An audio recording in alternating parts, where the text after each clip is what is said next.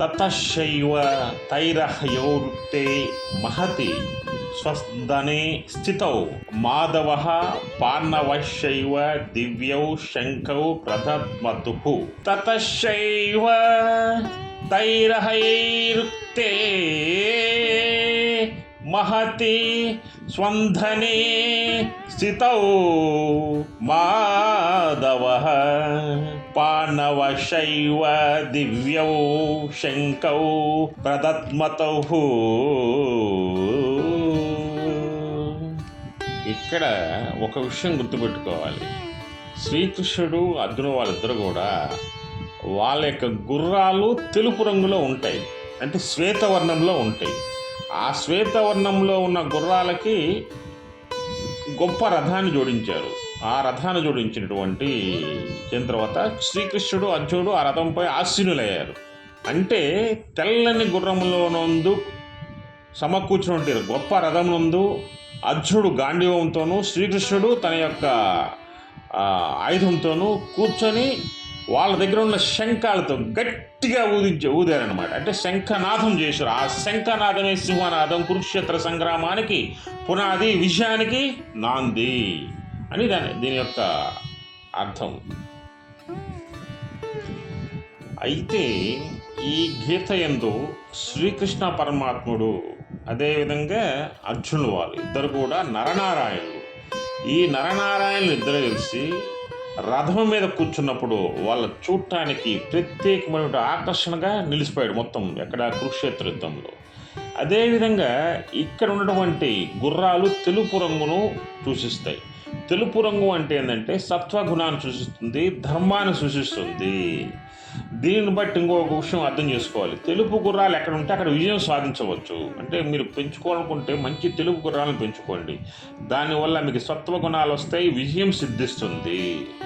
అయితే ఇక్కడ మీకు అర్జునుడి చేతిలో ఉన్నటువంటి దివ్య రథం అంటే అర్జునుడు ఎక్కినటువంటి దివ్య రథం కానీ, ఆయన ధరించినటువంటి గాంధీవం కానీ, ధనస్సు కానీ గతంలో అంటే పూర్వంలో ఆయనకి ఏమవుతుందంటే కాండవ మీకు దహన సమయంలో ఇతను చేసినటువంటి కాండవ దహనానికి మెచ్చి అగ్నిదేవుడు ప్రత్యక్షమై అర్జునుడికి సాక్షాత్తు అగ్నిదేవుడే రథాన్ని, గాంధీవాన్ని, ధనస్సులను అందిస్తాడు.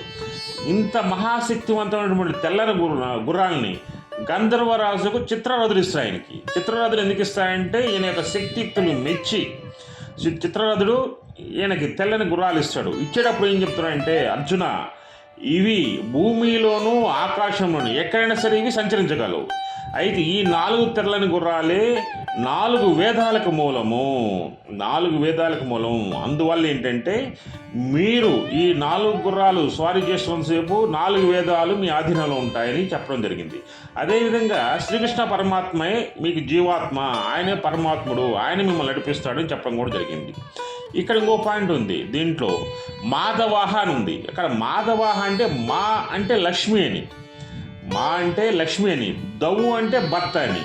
ఇక్కడేంటి, లక్ష్మీదేవికి భర్తే మాధవుడు. అందుకే మాధవరావు అనే పేరున్న వాళ్ళు ఎక్కువ సక్సెస్ఫుల్గా ఉండొచ్చు చూడండి. అదేవిధంగా ఈ లక్ష్మీదేవి భర్తే శ్రీకృష్ణ పరమాత్ముడు. శ్రీకృష్ణ పరమాత్ముడు ఏం చేశాడు, శంఖాన్ని పూరించడం అంటే లక్ష్మీదేవిని గెలుచుకోవడానికి వెళ్తున్నాడు.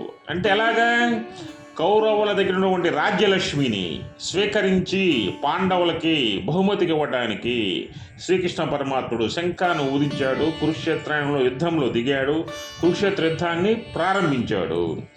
అయితే ఇక్కడ కౌరవ పక్షాన భీష్ముడు ప్రధానుడు, అదేవిధంగా పాండవ పక్షాన ప్రధానుడు వచ్చేసి శ్రీకృష్ణ భగవానుడు. అక్కడ భీష్ముడు శంఖాన్ని ఊదితే ఇక్కడ శ్రీకృష్ణ భగవానుడు శంఖాన్ని ఊదాడు. ఈ యొక్క శంఖ ధ్వనులతో అదేవిధంగా పెక్కటిల్లిపోతుంది, కురుక్షేత్ర యుద్ధం మొదలవుతూ ఉంది. ఇక్కడ ఒకటి ఉంది, పార్ణవాహ ఉంది. పార్ణవాహ అంటే అర్థం ఏంటంటే పార్ణవుల్లో మధ్యముడిని, అంటే పార్ణవానం ధనుంజయుడు ఉన్నా కానీ అర్జునుడే. మీకు ఇక్కడ అర్జునుడు అంటే పార్ణవన్న అర్జునుడే, అదేవిధంగా పార్థుడైన అర్జునుడే, అదేవిధంగా ధనుంజయుడైన అర్జునుడే. అందుకే ఇక్కడ చెప్పేది ఏంటంటే పాండవ శబ్దములకు అర్జునుడు అనే అర్థం మాత్రమే ఇక్కడ వస్తుంది. అందువల్ల ఏంటంటే పాండవులలో ఉత్తమమైన వాడు అర్జునుడు అని చెప్పడం జరిగింది. ఎందుకంటే నరనారాయణలో ఒక రూపం, నరుడు అర్జునుడు, నారాయణుడు శ్రీకృష్ణ భగవానుడు కాబట్టి పాండవ అంటే ప్రధానార్థం అర్జునుడు అని. జై శ్రీకృష్ణ.